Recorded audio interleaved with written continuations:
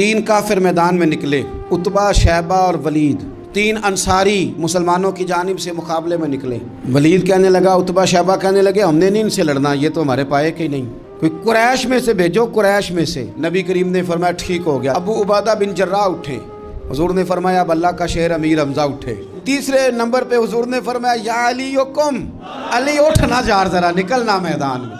मौला कायनात उठे, हजरत अमीर हमजा उठे, हजरत उबैदा उठे।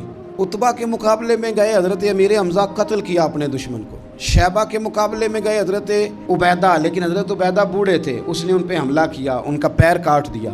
हजरत अली निकले वलीद के मुकाबले में, 2 ही ज़रबे लगाई, वलीद का सर काट के हजरत उबैदा की मदद को भी पहुंच गए हजरत अली, उसको भी कत्ल किया। फिर हजरत उबैदा को अपने कंधों पे उठाया, नबी पाक की बारगाह में लाए। उन्होंने हुजूर के कदमों को चूम के कहा, हुजूर मुझे शहादत मिली कि नहीं मिली? तो नबी पाक ने फरमाया रब ने तुम्हें शहादत का दर्जा दे दिया।